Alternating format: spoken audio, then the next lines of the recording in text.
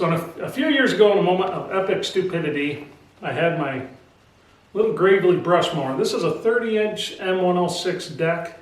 It's a very, they call it a mower, but I tell you, this thing's like a mini brush hog. No exaggeration, I can get through things with this that I cannot get through with our big tractor with the 6-foot brush hog. I think the biggest thing behind it, it takes little bites. I modified the front end, cut the teeth into it to make it a what they call a French deck. So basically when it comes into the stalks of stuff, it just shears them right off. This thing will actually mulch brush just like a brush hog does. It's not as good for cutting tall, heavy grass, but anything really stocky, anything like that, this thing shines. Love this thing. But what happened is I hit a metal wagon tongue, and it was pure stupidity. I knew it was there, I knew it was close. I caught the blade on that wagon tongue, didn't even put a dent on the blade, but it snapped the output shaft. And tonight, that's what we're replacing. So I was actually, believe it or not, able to get a brand new one. It goes down in there like so. I was able to find a brand new one through an Aaron's dealer, which was also a Gravely dealer. Couldn't believe they still make them. So happy about that. But anyway, this is one of those old tools that I can't believe you don't see more of these homesteading channels using. You see a lot of homesteaders that end up, you know, they go out a couple acres, they start doing big gardens and things like that, and they're doing a lot of stuff by hand, or they're using old lawnmowers to brush hog, things like that. These machines right here, I'll give you a good for instance. I picked one up, a 1958 machine that sat in the field for 15 years, nose up with water running down into the transmission housing. Picked it up for 40 bucks with a snowblower on it. And I brought it home, I put new gas in it, and that thing started up on the first pole after sitting in a field for 15 years. Even with the water that had gotten into it, it didn't really do any damage. I actually stripped it down. That's something we are going to have to put back together soon so you guys can see that. But like I said, 40 bucks, you can find those old machines. If you guys are on a homestead, or even if you're into gardening, doing things like that, these machines are something that you just don't see people using as much. Now, they're not the safest thing in the world. You know, I tell you what, equipment 50, 60 years ago was not made for pansies, that's for sure. They weren't safe to operate. They kept you on your toes, and you had to pay attention. It's no different with these. Now, the newer machine that you guys see me use, that's a Pro 12 Gravely. I believe that was made in '94, towards the tail end of their run with these machines. The reason they stopped making them is the new machines, there were so many of the old ones. They started making them, somebody will correct me if I'm wrong, they started making them, I believe, in the 20s. And the L's were around the 40s, the 50s, 60s, 70s. I mean, they made those machines for a long, long time. And you can do just about anything you could do with a tractor on a small scale. Now, I'm not saying you're going to run a 100-acre farm with one of these, but there's so many chores that you can do. It's absolutely amazing. This brush deck is one of my favorite attachments. Actually, I like every attachment I have. I've used this thing for snow blowing, brush hogging, and rotary plowing. Next year, we're going to have a finish mowing deck for the front of it. They make a regular lawnmower deck that goes on the front, and we're going to use that because our poor old Husqvarna lawnmower that we've had for over 10 years has been beat to hell and back. It's finally ready to fall apart.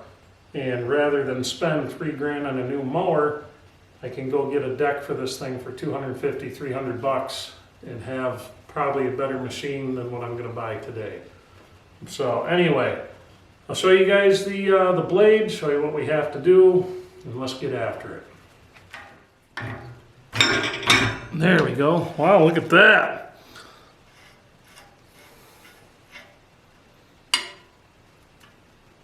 Not too shabby. Huh. So anyway, that's the blade on these things. 3/8 thick. Good stuff. I hit that wagon tongue with it, and there isn't a mark anywhere on it. It's not a mark. It's just as nice as, I don't know if it's just as nice as when it was made, but it's in good shape, very usable, very happy. Tap this out.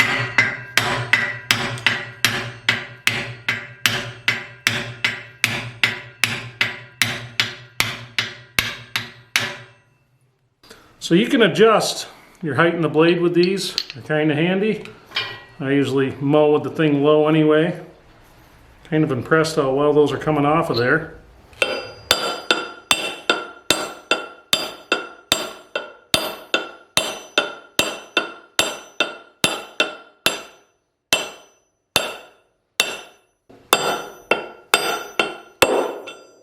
Look at that. That went a hell of a lot easier than it should have. Well, you guys would not believe the fight I had getting this little stinking castle nut off of here. The top of the shaft on the inside. This would be this part right here. Was there, you couldn't even see the threads on it, it was so rusted up. But the castle nut, believe it or not, is in really good shape considering. But so what we have to do, we have to drive this out now. They put a hole in the top of here for a center punch to go in. You can drive it out through the bottom. We'll get that driven out, and then I can show you guys what we have going on. Hopefully it moves nice and easy for us, because it's going to suck if it doesn't. Well, that went way too easy for this guy. You can see that? That is the gear that turns it. And the way I hit that steel wagon tongue, you would have thought that would have screwed that over. But this gear, I mean, if you get the patina off of it and the crust from the rusty oil in it, that gear would look brand new. There's no pitting on it. The teeth are, they're nice and sharp. I'm actually quite impressed. They're not worn out, they're not bent. That's awesome. Nice and smooth. Really not a lot of wear on them, that's good. Wow, bearings that were made in the USA. How about that?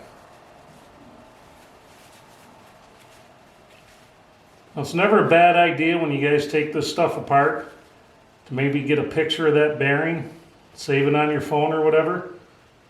And that way, if you have to replace it, and you know you're going to have to, you don't have to rip it all apart to get it where you need it. Alright guys, so here's what the bottom of it looks like. It'll come up through the bottom like this. And the bearings are actually in good shape. I'm going to order some new ones anyway. And probably what we'll do, I want to let this thing run. I'm probably going to put a little bit of a thinner oil with some grease mixed in it. Maybe a, I know it sounds goofy, combination of probably a little bit of ATF fluid. Get all any of the crap, I've got a lot of it out, but get any of the crap kind of out of there, let it run its course. Take this apart again, drain it, put new, I do have a new seal, but they're pretty cheap, so I'll probably get another one. But what we have to do, this guy right here, we're going to have to drive that off with a big socket.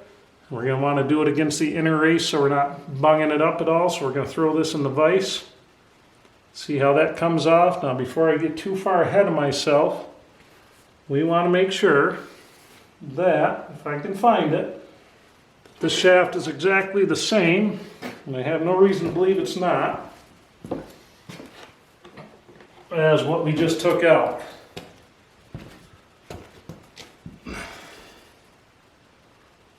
And that rides about there, so there's a little bit of difference there.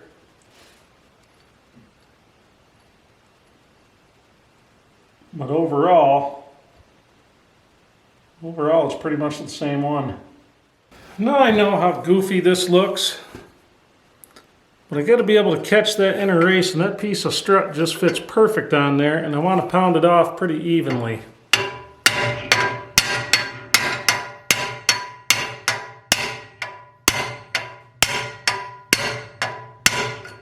I tell you what, it should not come very hard. This isn't like a lot of bearings where they, yeah, these are a little pressed on, but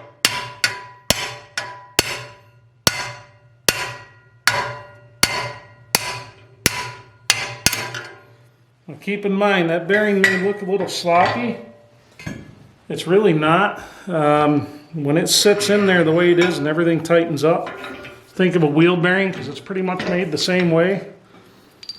This will, when this thing's sitting the way it's supposed to, That tightens right up. The bearing's actually in nice shape. When you have it drawn up the way it's supposed to be, there's really no play in it. But that said, we're definitely going to order a set of these and get them put in. It'll be a good time, like I said, to get the gearbox. We're not going to do a ton of mowing with it like this, but we're going to do a little bit.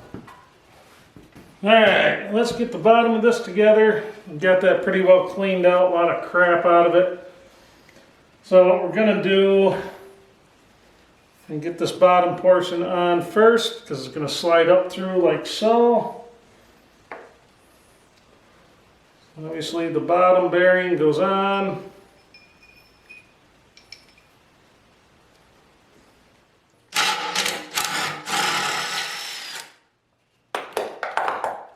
So I should have done this at first, huh? It would have made this whole job easier.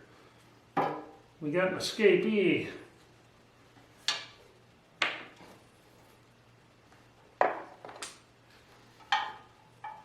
Now, I didn't film the castle not coming off of there because there was a little bit of swearing, screaming, and swearing, and more swearing and more screaming.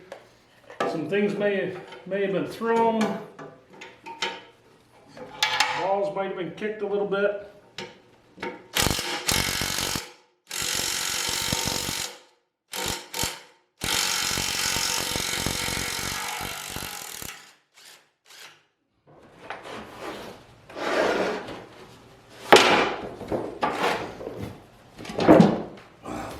Geez, that leg don't like squatting, I'll tell you that. Wow.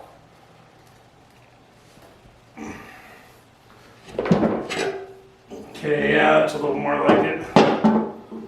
Maybe a little smarter. Okay, what'd I do with you?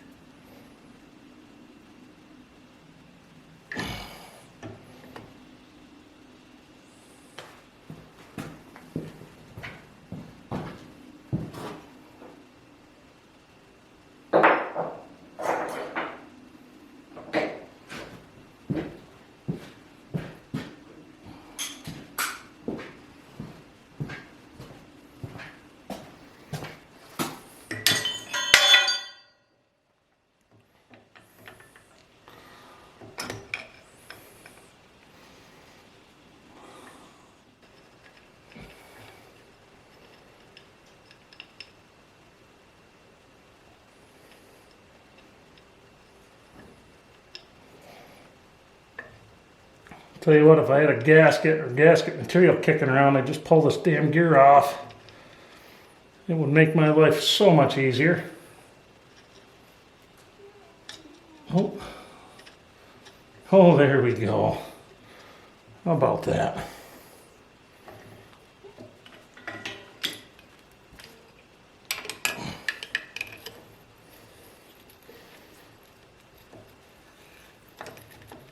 There we go.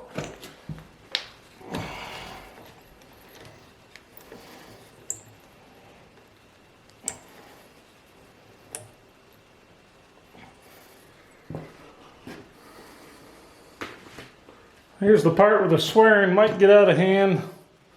Trying to get this little pin in there. I'm going to have to call tonight soon. It's after midnight and I got to work in the morning.